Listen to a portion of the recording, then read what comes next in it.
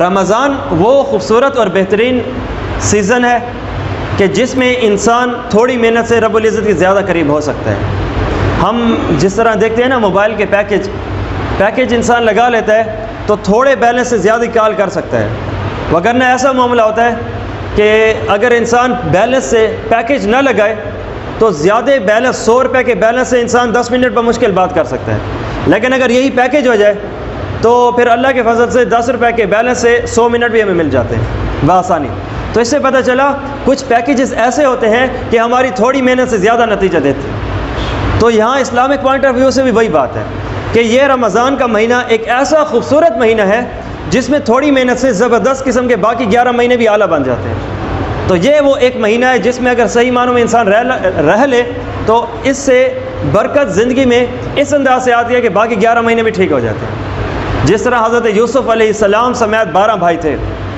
12ویں حضرت یوسف علیہ السلام نے اس انداز سے زندگی پیش کی کہ باقی 11 بھائیوں کے گناہوں کو معاف کروا دیا۔ تو یہ رمضان کا مہینہ 12واں بھی ایسا ہی ہے کہ یہ ایک ایسا خوبصورت مہینہ ہے، اس کے ذریعے سے باقی 11 مہینوں کے گناہوں کو اللہ معاف کر دیتا ہے۔ کیا شرط ہے کہ ایک مہینہ اچھے طریقے سے گزارو، اور یہ ایک پریکٹس ہوتی ہے،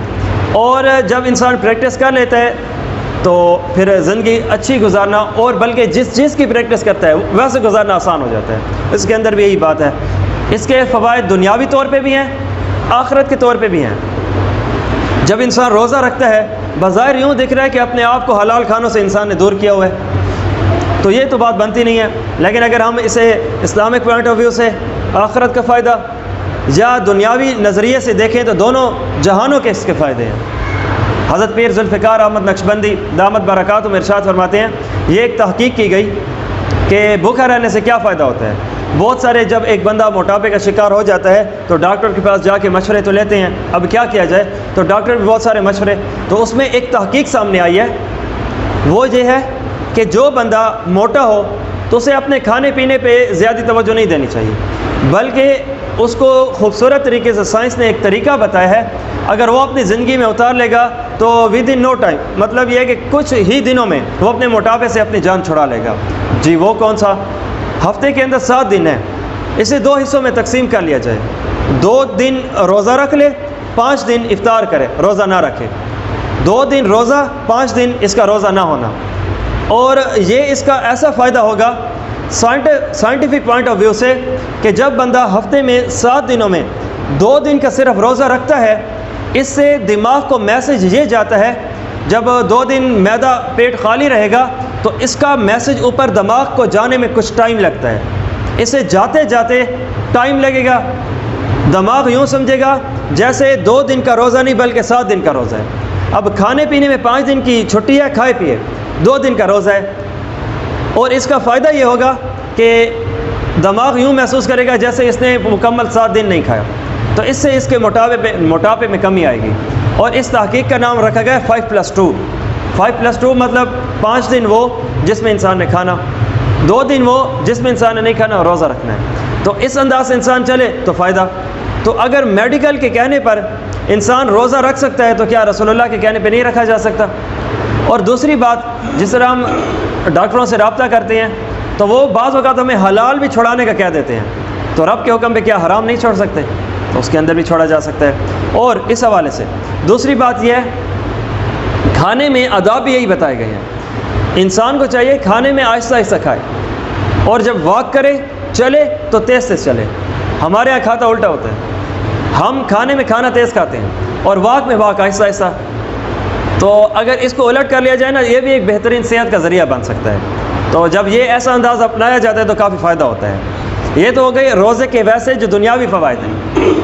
اب روزے کے اگر آخرت کے فوائد کے حوالے سے دیکھا جائے نا تو بخاری و مسلم کی روایت ہے،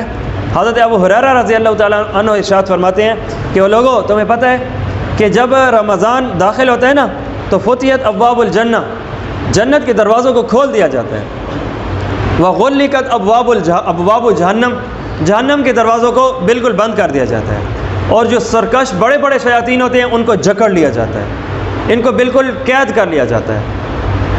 اور اس حوالے سے ایک دوست نے بھی بات کی کہ جب شیاطین قید کر لیے جاتے ہیں تو انسان گناہ کیوں کرتا ہے؟ اس کے بہت سارے جوابات دیے گئے ہیں۔ ایک جواب تو یہ ہے کہ سرکش شیاطین جو بڑے بڑے ہوتے ہیں ان کو قید کیا جاتا ہے، چھوٹے چھوٹے شیطانوں کو نہیں۔ اور دوسری بات یہ ہے کہ ایک صرف شیطان انسان کو خراب کرنے کے لیے نہیں ہے، بلکہ انسان کا خود نفس بھی تو ہے، وگرنہ جس طرح حضرت آدم علیہ السلام، بلکہ جو شیطان نے سجدہ نہیں کیا تھا اللہ رب العزت کے کہنے پر، اسے کس نے بہکایا تھا؟ اس شیطان سے پہلے تو کوئی شیطان ہی نہیں تھا، اور اس نے نافرمانی بھی کی تھی۔ اس بات سے یہ سمجھ آئی کہ یہ بات ممکن ہے کہ شیطان بہکائے بھی نہیں اور انسان غلط کام بھی کرے۔ اور تیسری اس کی مثال سے بات کو سمجھا جا سکتا ہے، جس طرح یہ پنکھا تیز چل رہا ہے نا، ہم اگر بٹن بند کر لیں تو پھر بھی اپنے تیز چلنے کی وجہ سے بالکل جلدی نہیں رکتا، مکمل کافی دیر تیز چلنے کی وجہ سے آہستہ آہستہ جا کے رکتا ہے۔ جس طرح سٹینڈ کے اوپر موٹر سائیکل کو ٹھہرا کے چوتھے گیئر میں چلایا جائے نا تو اچانک اسے نہیں روکا جا سکتا، آہستہ آہستہ۔ تو اسی طرح جو بندہ 11 مہینوں میں شیطان کے کہنے پہ چلتا رہا، اچانک رمضان میں اگر سرکش شیطان قید بھی کر لیے جاتے ہیں تو اس کے لیے رکنا اتنا آسان نہیں ہوتا۔ ہاں یہ بات الگ ہے کہ اللہ رب العزت کی رحمت قریب ہو جائے۔ تو یہ حدیث پاک سے ہمیں واضح طور پہ باتیں سمجھ آتی ہیں کہ جو دنیاوی حوالے سے بھی اور آخرت کے حوالے سے بھی اس سے کافی فائدے ہوتے ہیں۔ بخاری و مسلم کی روایت ہے، حضرت ابن عباس رضی اللہ تعالیٰ عنہما ارشاد فرماتے ہیں کہ رسول اللہ صلی اللہ علیہ وسلم نے بلکہ رسول اللہ صلی اللہ علیہ وسلم کا عمل مبارک بتایا گیا کہ نبی علیہ السلام ہر وقت خیر کے کاموں میں آگے تو ہوتے ہی ہوتے تھے، لیکن جب رمضان کا مہینہ آتا تھا مزید اس سے بھی آگے بڑھ جاتے تھے، مزید بھی خیر کے کاموں میں آگے ہو جاتے تھے، اور حضرت جبرائیل علیہ السلام کے ساتھ قرآن پاک کا دور فرمایا کرتے تھے۔ تو یہ آقا علیہ السلام کا رمضان ہمیں حدیث پاک سے ملتا ہے کہ آقا علیہ السلام نے کس انداز سے گزارا۔ بخاری و مسلم کی روایت ہے کہ حضرت سہل بن ساعدی رضی اللہ تعالیٰ عنہ ارشاد فرماتے ہیں کہ جنت کے دروازوں میں سے ایک دروازہ ہے جس کا نام ہے باب الرجان، اور وہ صرف جنت کا دروازہ روزے داروں کے لیے خاص کیا گیا ہے۔ اور جب آخرت کا دن آئے گا، میدان قیامت ہوگا، تو اس وقت رب العزت کی طرف سے اعلان ہوگا، وہ کہاں ہیں لوگ جو سردی اور گرمی میں روزہ رکھا کرتے تھے، اپنے آپ کو تکلیف میں رکھنے کے باوجود بھی، اختیار ہونے کے باوجود بھی روزہ اللہ کے حکم کی وجہ سے نہیں توڑتے تھے، تو ایسے بندے عزت کے ساتھ اس دروازے سے گزر جائیں اور جنت کے اندر داخل ہو جائیں۔ سنن نسائی میں روایت ہے، حضرت ابو امامہ رضی اللہ تعالیٰ عنہ ارشاد فرماتے ہیں کہ رسول اللہ صلی اللہ علیہ وسلم جب ہمیں کسی نیک کام کا حکم دیتے، بلکہ ایک مرتبہ کہ میں نے خود رسول اللہ صلی اللہ علیہ وسلم سے پوچھا، یا رسول اللہ مجھے آپ کسی نیک کام کا حکم کیجئے، ایک ایسا کام جسے میں ہر وقت رکھا کروں۔ تو نبی علیہ السلام نے ارشاد فرمایا، روزہ رکھا کرو۔ یا رسول اللہ اس کا فائدہ؟ فرمایا نیکی میں اس جیسی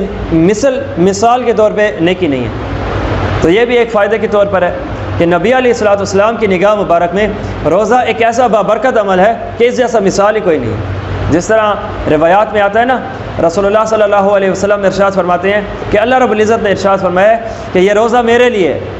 اور میں اس کا بدلہ دوں گا، اور ایک روایت میں یہ ہے کہ روزہ میرے لیے اور میں ہی اس کا بدلہ ہوں۔ اس بات کا مطلب یہ ہے کہ جب انسان نماز پڑھتا ہے تو چند ایک مقدار کی بنیاد پہ ثواب، زکوٰۃ دیتا ہے تو چند ایک مقدار کی بنیاد پہ ثواب ہے، لیکن جب بندہ صحیح معنوں میں روزہ رکھ لیتا ہے تو فرمایا گیا خود اللہ اس کا بدلہ بن جاتا ہے۔ اب جب اللہ مل گیا تو اللہ والے بھی مل گئے، جب اللہ مل گیا تو اللہ کی چیزیں بھی مل گئی، تو پھر جنت تو چھوٹی چیز ہے جب رب العزت ہی کی تو وہ مخلوق ہے۔ تو اس انداز سے اس کا بھی فائدہ۔ بہقی کی روایت کے مطابق شعب الایمان میں ذکر کیا گیا ہے کہ 2 چیزیں بڑی زبردست قسم کی کل قیامت دن انسان کے لیے سفارش کریں گی، نمبر 1 روزہ، نمبر 2 قرآن پاک۔ اور اس کی وجہ بتائی گئی، روزہ کہے گا اے اللہ دن میں میں نے اسے کھانے پینے سے روکا اور یہ روکا تھا، اسے جنت میں ڈال، اور چونکہ رات میں تراویح ہوتی ہے تو قرآن پاک کہے گا اے اللہ یہ رات میں کھڑے ہو کر، دن کے روزے کی تھکاوٹ علیحدہ ہے، یہ رات میں کھڑے ہو کے تراویح یا پڑھتا تھا یا پڑھاتا تھا یا سنتا تھا یا قرآن پاک تراویح میں سناتا تھا، تو میں نے اسے مشقت میں رکھ کر آرام سے دور کر رکھا تھا اور یہ دور ہوا بھی تھا، تو اے اللہ اس بنیاد پہ آج اسے بخش دے۔ تو دن کا روزہ ہو چاہے رات کی تراویح ہو، گویا 24 گھنٹے ہمارے لیے سفارشی بن جائیں گے، یہ بھی ایک فائدے کا ذریعہ بن جاتا ہے۔ تو اگر ایسی چیزیں ہوں تو انسان کو لینا چاہیے، دور نہیں ہونا چاہیے۔ امام احمد نے روایت کیا ہے اس حدیث پاک کو کہ حضرت ابو ہریرہ رضی اللہ تعالیٰ عنہ ارشاد فرماتے ہیں کہ رمضان کی آخری رات آپ صلی اللہ علیہ وسلم کی امت کا بخشش کا فیصلہ ہوتا ہے۔ فرمایا گیا یا رسول اللہ یہ جس رات رمضان کے آخر میں بخشش کا فیصلہ ہوتا ہے آپ کی امت کے لیے، تو کیا وہ شب قدر ہے؟ نبی علیہ الصلوۃ والسلام نے ارشاد فرمایا نہیں، بلکہ تم دنیا میں دیکھتے ہو نا جس طرح مزدور ہے، مزدوری کرتا ہے، مزدوری کے خاتمے پر مالک آ کر اسے پیسے دے دیتا ہے اسے مزدوری، تو اسی طرح یہ بندے بھی ہیں، انہوں نے 1 مہینہ مزدوری کیا اور روزے کے طور پر، رات میں تراویح کے طور پر، تو جب ان کی مزدوری ختم ہو گئی تو رب العزت نے انہیں بطور مزدوری بطور انعام بخشش دے دی کہ جب یہ کل قیامت کے دن ہمارے پاس آئیں گے نا تو ہم نے ان کو بخشایا ہوا سمجھ کے جنت کے اندر داخل کر دینا ہے۔ اور یہ حدیث میں آپ کے سامنے کوٹ کر چکا ہوں، باب الریان جنت کے دروازوں میں ایک دروازہ ہے جس کے اندر باعزت باعافیت سہولت کے ساتھ اسے جنت کے اندر داخل کر دیا جائے گا۔ فضائل اعمال کی ایک بہت لمبی حدیث ہے اور اس کو مزید اور کتابوں میں بھی نقل کیا گیا ہے، جامع الترمذی، ابو داود شریف، ابن ماجہ اور بخاری کے ترجمے کے حوالے سے بھی، کہ جو بندہ رمضان کا روزہ بغیر کسی عذر کے توڑ دے، پھر اگر اس کی کمی بعد میں بطور قضا پوری بھی کر لینا، تو اس ایک روزے کے توڑنے کا اگر باقی ساری زندگی روزہ بھی رکھتا رہے نا، اس فوائد کو نہیں پا سکتا جس طرح کہ یہ ایک روزے کا فائدہ تھا۔ کیوں؟ وہ ایک افضل دن تھا، اس پر فرض تھا، پورا علاقہ مانوس تھا، وہ ایک ترتیب چلی آ رہی تھی، تو وہ ایک روزہ الگ اور وہ پورے جہاں کا روزہ الگ، یہ فضیلت کے طور پہ بات ملتی ہے، تو کتنی بہترین بات ہے۔ تو یہ ایک ترتیب ہے۔ آگے ابن خزیمہ نے اپنے صحیح کے اندر اور امام بہقی نے شعب الایمان کے اندر حضرت سلمان فارسی کے حوالے سے اس حدیث پاک کو ارشاد فرمایا ہے کہ ان سلمان الفارسی رضی اللہ تعالیٰ عنہ، کہ حضرت سلمان فارسی رضی اللہ تعالیٰ عنہ ارشاد فرماتے ہیں، قال خطبنا رسول اللہ صلی اللہ علیہ وسلم فی آخر یوم من شعبان، کہ رسول اللہ صلی اللہ علیہ وسلم نے ہم صحابہ کو شعبان کے آخری دن میں جمع فرمایا اور ارشاد فرمایا، یا ایھا الناس، اور لوگو، قد اذلکم شہر عظیم، تم پر ایک بہت بڑا زبردست مہینہ آنے لگا ہے، شہر مبارک، وہ عظیم بھی ہے اور وہ مبارک بھی ہے۔ اب اس کے اندر نبی علیہ الصلوۃ والسلام نے سب سے پہلے تو یہ ابھی رمضان آیا نہیں ہے، ذکر رمضان پہلے کر دیا۔ اس بات سے سمجھ آیا رمضان کے آنے سے پہلے ذکر رمضان کرنا سنت رسول ہے، تو ہماری الحمدللہ یہ تربیت بھی ایک سنت رسول صلی اللہ علیہ وسلم کے اندر آ گئی کہ ذکر رمضان سے پہلے بھی ثابت ہے، اس لیے میں نے اس کورس کا نام بھی رکھا ہے استقبال رمضان، تو یہ بھی اس کا استقبال ہے اور اچھے طریقے سے کرنا چاہیے۔ دوسری بات یہاں پر ارشاد فرمایا قد اذلکم، کہ تمہارے اوپر ایک ایسا مہینہ آنے لگا ہے جو چھانے لگا ہے۔ آنے کے لیے، کسی چیز کے آنے کے لیے عربی میں جاء یجیء مجیئۃ، جاء کہا جاتا ہے، یا اتا یاتی اتیانا یہ کہا جاتا ہے، لیکن رسول اللہ صلی اللہ علیہ وسلم نے نہ جاء فرمایا نہ اتا فرمایا، فرمایا قد اذلکم، تمہارے اوپر ایک ایسا مہینہ آنے لگا ہے جو سایہ کرنے لگا ہے۔ اس بات کا مطلب یہ ہے کہ آنے والے 2 قسم کے افراد یا آنے والے 2 قسم کے مہینے یا آنے والی 2 قسم کی چیزیں ہوتی ہیں، ایک آتے ہیں خاموشی سے چلے جاتے ہیں، ان کا آنا پتہ نہیں ہوتا۔ بعض اوقات کسی مہینے یا کسی چیز کا آنا اس انداز سے ہوتا ہے، آتا ہے اور چھا جاتا ہے۔ رمضان کا مہینہ ایسا ہے جو آتا ہے چھا جاتا ہے۔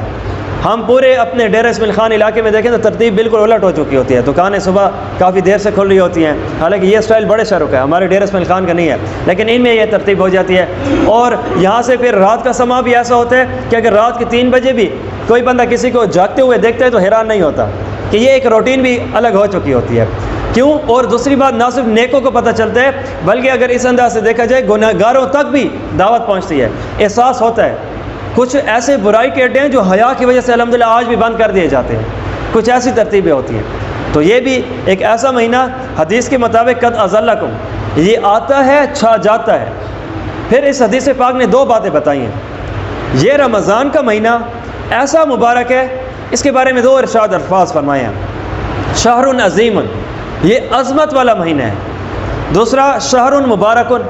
یہ بابرکت مہینہ ہے۔ اس 2 الفاظ کی رسول اللہ صلی اللہ علیہ وسلم نے بڑی لمبی تشریح کی ہے۔ یہ کیسا عظمتوں والا مہینہ ہے،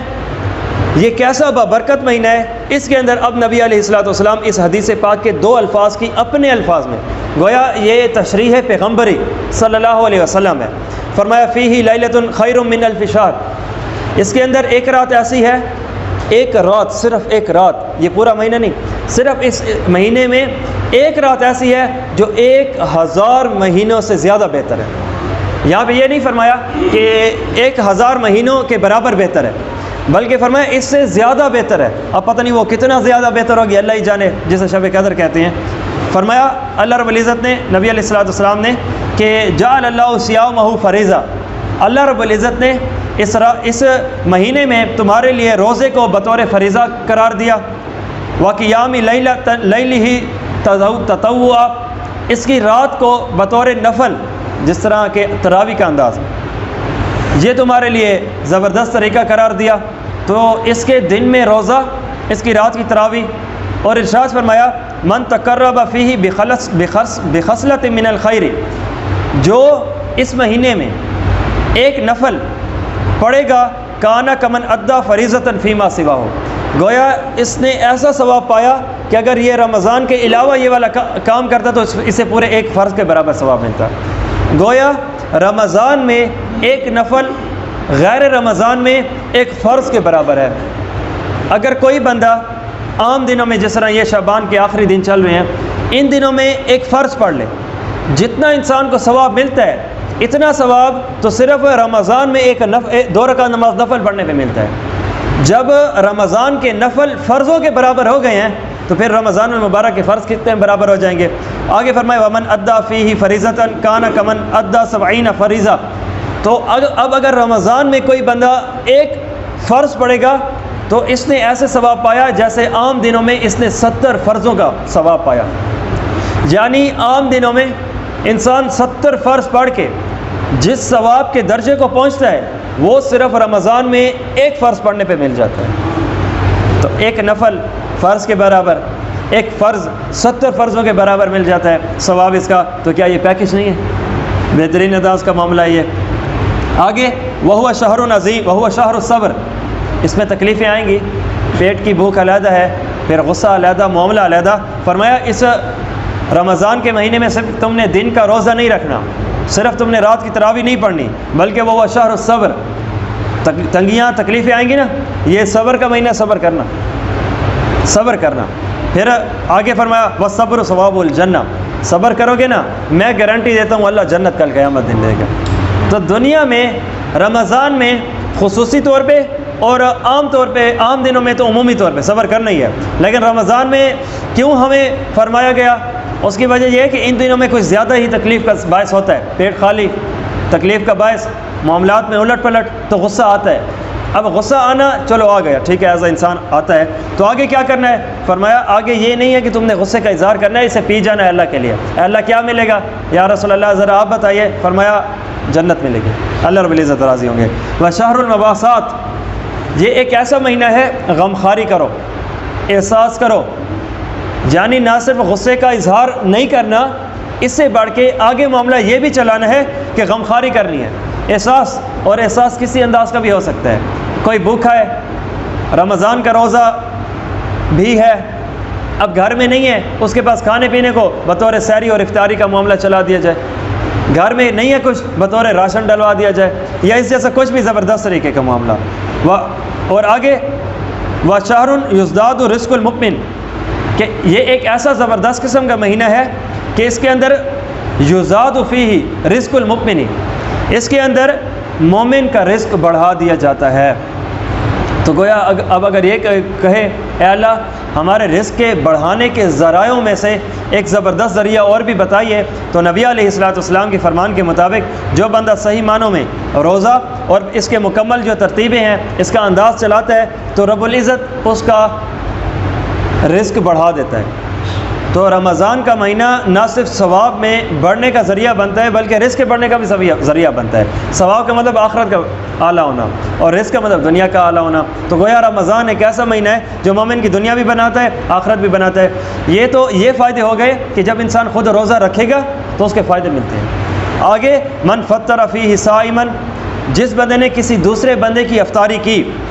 کانا مغفرۃ لذنوب، تو یہ اس کے گناہوں کا کفارہ بن جائے گا۔ گویا ایک ایسا معاملہ کہ ایک بندے نے دیکھا یہ بندہ ہے میرا پیارا ہے، دوست ہے، سلام دعا، تو اللہ کی رضا کے لیے اسے قریب کیا، کہا آج کی دعوت تمہاری ہمارے پاس ہے، بطور افطاری کر لیا، تو یہ اس کے گناہوں کے بخشش کا ذریعہ بن جائے گا۔ اتنا فائدہ۔ اور وَإِتْقٌ مِّن رَقْبَتِهِ، اور من النار کہ اس کی گردن آگ سے چھڑا دی جائے گی، اسے فائدہ ہوگا۔ اور فرمایا وَكَانَ لَهُ مِثْلُ أَجْرِهِ مِنْ غَيْرِ أَنْ يُنْتَقَصَ مِنْ أَجْرِهِ شَيْءٌ،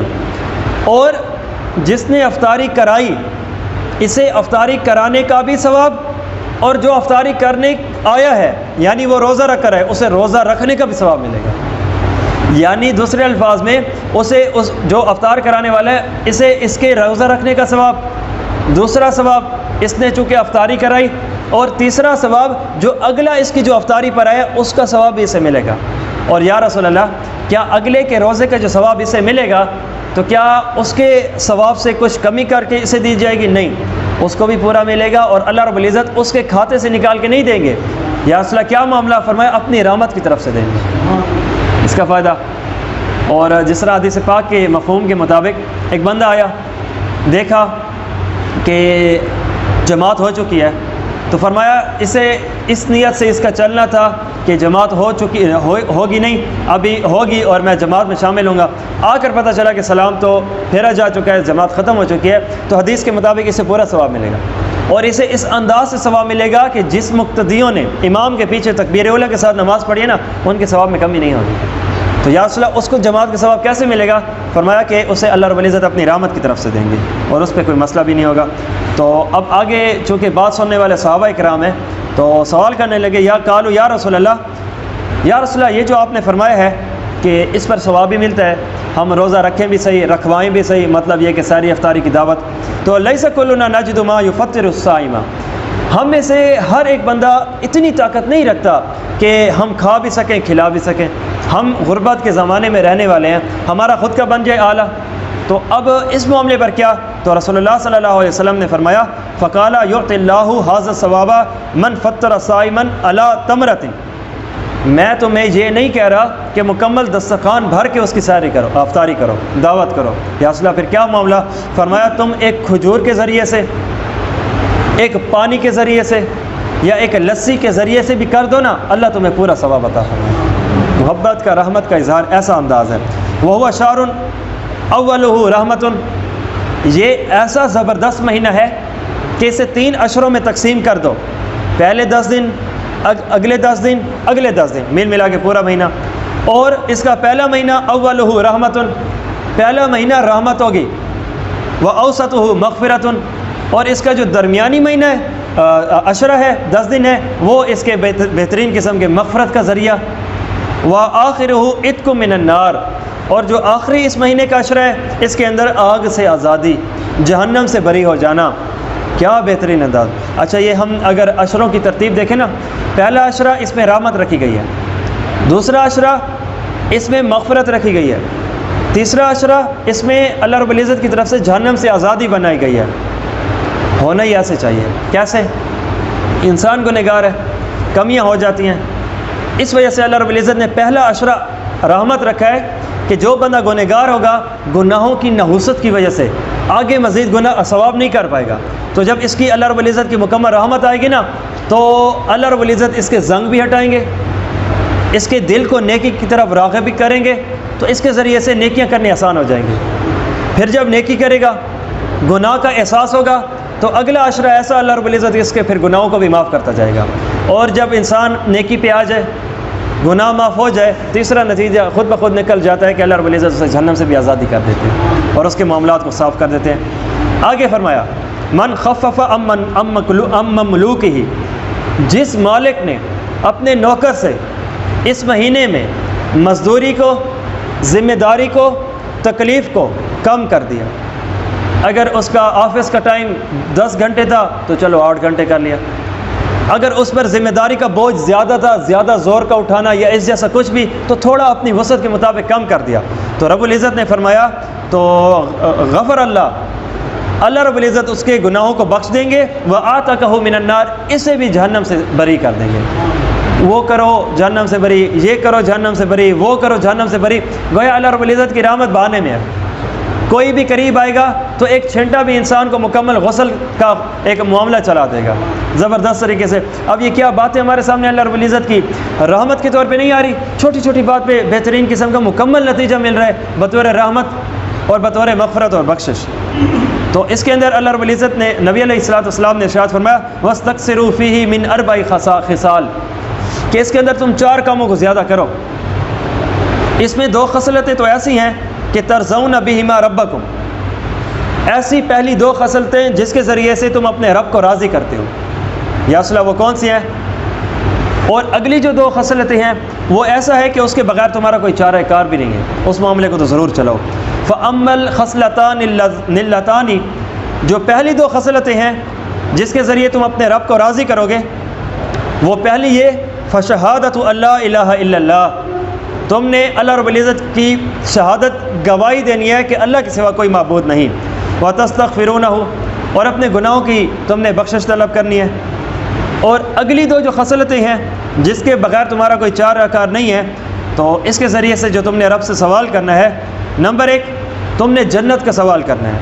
نمبر 2 جہنم سے چھٹکارے کا اللہ رب العزت کے سامنے بطور عرضی پیش کرنی ہے۔ تو یہ 4 خصلتیں ہیں، اس کو اپنی زندگی کا حصہ انسان نے بنانا ہے ان دنوں میں۔ اور جو بندہ اس دن میں ان روزوں میں کسی کو پلائے گا، اللہ رب العزت میرے حوض سے کل قیامت دن اسے پانی پلائیں گے، اور وہ حوض ایسا بامبارک ہوگا، ایک مرتبہ پینے پر جنت کے اندر جانے تک اس شخص کو پیاس نہیں لگے گی، اور انتہائی پیاس کا درجہ ہوگا، ہر ایک پانی کو ترس رہا ہوگا، حتیٰ کہ کوئی اپنی ساری زندگی کی جہنم آخرت کے قیامت کے میدان میں مکمل اپنی زندگی کی نیکیاں دینے پہ بھی تیار ہو جائے گا کہ اس معاملے پر، اس بدلے میں کہ مجھے صرف 1 گلاس پانی دے دو۔ اور اس پر اللہ رب العزت آج کے رمضان کے مہینوں میں کسی کو پانی پلانے پر اتنا بڑا ثواب کہ من حوضی، میرے حوض سے اسے پانی پلائے گا، اور اس کا فائدہ بتا چکا ہے کہ جنت کے اندر جانے تک اسے دوبارہ پیاس نہیں لگے گی۔ یہ اس کے بہت سارے فضائل اور بہترین انداز ہیں۔ اب اگلی حدیث ہے، یہ ایک ایسی حدیث ہے جو حضرت عبداللہ ابن عباس رضی اللہ عنہما ارشاد فرماتے ہیں، اور اس لمبی حدیث کے اندر رسول اللہ صلی اللہ علیہ وسلم نے رمضان کے دنوں کے آنے کے پہلے سے رمضان کے جانے کے بعد تک کے ہر ایک معاملے کو کھول کھول کر بڑے خوبصورت اور بڑے زبردست طریقے سے بیان فرمایا۔ عن ابن عباس، حضرت عبداللہ ابن عباس رضی اللہ تعالیٰ عنہما ارشاد فرماتے ہیں انہ سمع رسول اللہ صلی اللہ علیہ وسلم، کہ انہوں نے رسول اللہ صلی اللہ علیہ وسلم سے یہ بات سنی ہے، یقول، آقا فرماتے ہیں ان الجنت، یہ جنت جو ہے لتبخر، تزین، جنت کو دھونی دی جاتی ہے، مزین اور تیار کیا جاتا ہے، من الحول الی الحول، ایک سال سے دوسرے سال، یعنی مکمل کا مکمل سال جنت کو سجایا اور بنایا جاتا ہے۔ یہ اصلہ کس وجہ سے؟ لدخول شہر رمضان، رمضان کے مہینے کے آنے کی وجہ سے۔ گویا رمضان ابھی آیا نہیں ہے، پورا سال اس وجہ سے جنت کو آراستہ کیا جا رہا ہے کیونکہ آگے آنے والے دنوں میں رمضان آنا ہے، اور جیسے رمضان ختم ہوتا ہے دوبارہ جنت کو تیار کرنا شروع کر دیا جاتا ہے، کیوں؟ اگلے سال دوبارہ آئے گا۔ اور اس کے اندر فرمایا گیا فَإِذَا كَانَتْ أَوَّلُ لَيْلَةٍ مِّن شَهْرِ رمضان، جب رمضان کی پہلی رات آتی ہے نا،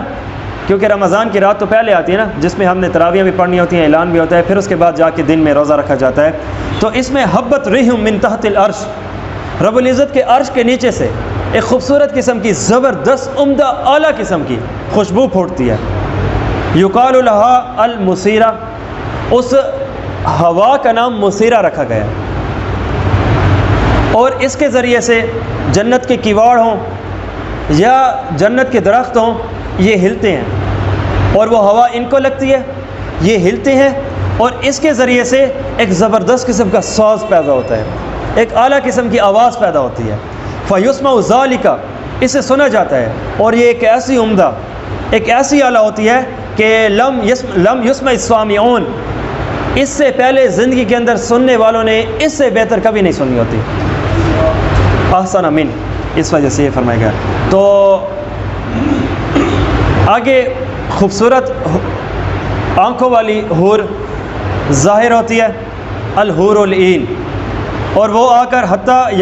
یکفن بین شرف الجنہ، جنت کے بالا خانوں سے باہر نکل کے آ کر کہتی ہیں فیونادین، وہ ندا لگاتی ہیں، کیا کوئی ایسا بندہ ہے کہ جو یہ چاہے کہ اللہ رب العزت دنیاوی افراد میں سے کسی کا بھی نکاح مجھ جنت کی اور سے کر دے، یہ ایک انداز اعلان کرتی ہے، آواز لگاتی ہے۔ اس بات سے اشارہ اس بات کی طرف ہوتا ہے کہ یہ جو رمضان کا مہینہ آنے لگا ہے تمہارے اوپر، اس میں خوب طریقے سے رب العزت کی عبادت کرنا، اور یہ عبادت کرنا، رب کو راضی کرنا، اسی ہی کے ذریعے سے رب العزت تمہارا ہمارے ساتھ نکاح کر دیں گے۔ پھر اس کے بعد ثم یکلن حور العین،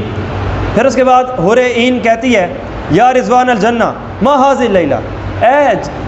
جنت کے زبردست قسم کے فرشتے، جس کا نام رضوان ہے، ایک جہنم کا بھی فرشتہ ہے جسے مالک کہتے ہیں، اس کا بھی تذکرہ آئے گا، ایک جنت کا بھی بڑا زبردست قسم کا سپروائزر ہے، اس کا نام رضوان ہے، اس سے پوچھا جاتا ہے اور اس سے حور پوچھتی ہے۔ جنت کا ایک الگ انداز ہوتا ہے، اور یہ بات ممکن ہے ہر آتے سال میں پچھلے سال سے زیادہ بہترین اعلیٰ اور عمدہ قسم کی جنت، کیونکہ ہمارے ہاں جب مسجدیں سجائی جاتی ہیں نا تو ایک ہی لائٹنگ ہوتی ہے، لگائی پھر اگلے سال دوبارہ لگائی اگر سجانا ہو تو، لیکن ممکن ہے کہ رب العزت کا انداز کچھ الگ ہو، ہر بار کا سجانا اس کے اگلے بار سے زیادہ بہتر ہوتا ہوگا، اور اس وجہ سے پوچھتی ہیں حوریں یا رضوان الجنہ، اے رضوان جنت ما ھذہ اللیلہ، یہ کون سی رات ہے، بڑی عجیب اور الگ ہے جنت کی یہ تو، فیجیبہن، تو وہ بندہ، وہ فرشتہ اسے بڑے ہی ادب سے، اخلاق سے جواب دیتا ہے اور کہتا ہے کہ یہ رمضان کی پہلی رات ہے، اور اس کے اندر فوائد بتاتا ہے، فتحت ابواب الجنت للصائمین من امت احمد، محمد صلی اللہ علیہ وسلم کی امت کے لیے جنت کے تمام تر دروازے کھول دیے گئے ہیں، اور فرمایا ویقول اللہ عز وجل، اور اللہ رب العزت ارشاد فرماتے ہیں یا رضوان، او رضوان افتح ابواب جنان، کہ جنت کے دروازوں کو کھول دو مزید بھی، اور آگے جہنم کا جو ایک دروغہ بڑا سپروائزر ہے اس کا نام مالک ہے، اور اے مالک اغلق ابواب الجحیم ان الصائمین من امت محمد، محمد صلی اللہ علیہ وسلم کے لیے، ان کی قوم کے لیے جس طرح جنت کے دروازے رضوان نے کھول دیے ہیں، اسی طرح اے مالک امت محمد صلی اللہ علیہ وسلم کے لیے تم اس جہنم کے دروازوں کو بند کر لو، تو جہنم کے دروازے مکمل بند کر لیے جاتے ہیں۔ پھر اس کے بعد کہا جاتا ہے وَيَا جِبْرَائِيلُ اهْبِطْ إِلَى الْأَرْضِ، اور جبرائیل ذرا آپ زمین کی طرف جاؤ اور جتنے سرکش شیاطین ہیں ان کو جکڑ لو۔ اے اللہ پھر کیا کروں؟ فرمایا گیا کہ ان کو اب توق پہناؤ، پھر اس کے بعد اس کو دریاؤں میں بہا دو، اور بالکل دریا کے بالکل آخری جو درجہ ہے اس کے اندر اتار دو، حتیٰ یہاں تک کہ لا یفسد علی امت محمد، یہاں تک کہ کوئی بدماشی کرنے والا شیطان بدماشی نہ کرے، کوئی محمد صلی اللہ علیہ وسلم کی امت میں سے کسی کو کوئی شیطان خراب زیادہ نہ کرے۔ اور فرمایا جاتا ہے اس کی ہر ایک رات اللہ رب العزت کے ہاں، اللہ رب العزت کی طرف سے ایک منادی ندا لگاتا ہے اور 3 مرتبہ لگاتا ہے، حل من سائل فاعطیہ، کیا کوئی مانگنے والا ہے میں اسے عطا کروں، کیا کوئی توبہ کرنے والا ہے میں اس کی توبہ کو قبول کروں، کیا کوئی بخشش طلب کرنے والا ہے میں اس کی بخشش کو قبول کر لوں، اس کے گناہوں کو معاف کر لوں، اس کے ذریعے سے پھر جہنم کے آزادی اور جنت کے ملنے کا ذریعہ آسان ہو جائے۔ جو بھی ایسا ہوگا، اور کون ہے ایسا جو ایسے رب العزت کو قرض دے جو غنی ہے، جسے قرض کی پہلے سے ہی ضرورت نہیں ہے، اور وہ دوبارہ ادا کرنے پر اس سے پچھلے سے بڑھ کے ادا کرتا ہے، اعلیٰ طریقے سے ادا کرتا ہے۔ اور فرمایا گیا کہ اس کی ہر رات 1000 بندوں کو اللہ رب العزت جہنم سے آزاد فرماتا ہے۔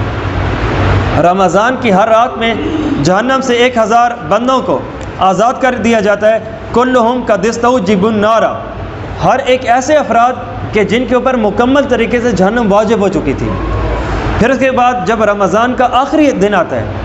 اور اس کی رات جو آتی ہے، اس کے اندر رب العزت نے جتنے روز کے حساب سے بندوں کو بخشا تھا، آخری رات میں تمام کے حساب سے اس سے بڑھ کے جہنم سے بندوں کو بری کرتے ہیں۔ پھر اس کے بعد آگے لیلۃ القدر آتی ہے، اس کے اندر بھی جبرائیل علیہ السلام کو رب العزت حکم فرماتے ہیں کہ اے جبرائیل تو اب زمین پہ جا،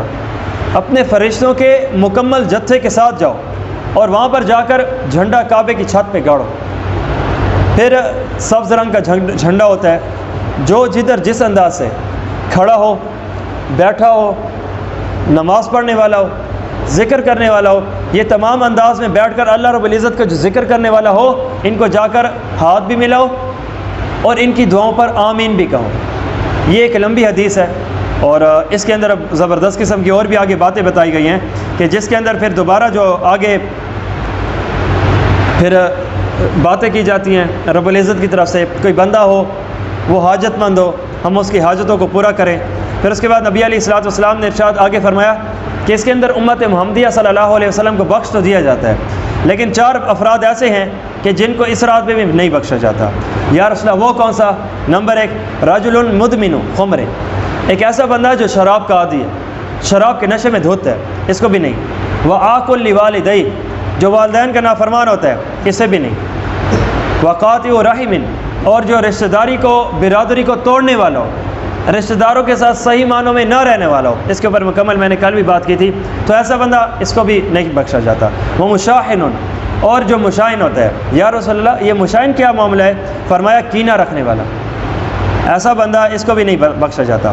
اور پھر اس کے بعد آگے رسول اللہ صلی اللہ علیہ وسلم ارشاد فرماتے ہیں کہ جب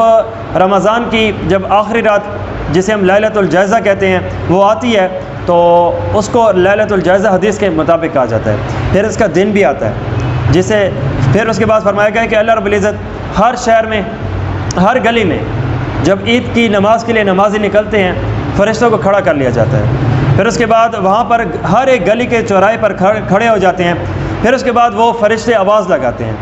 یسمعہ من خلق اللہ عز وجل الا الجن والانس، اللہ رب العزت کی تمام مخلوق ان فرشتوں کے اعلان کو سنتی ہے، صرف 2 مخلوقیں ہیں جو جنات اور انسانوں میں سے یہ آواز نہیں سنتے، اس کے علاوہ تمام تر سنتے ہیں۔ کیا وہ یہ ہے؟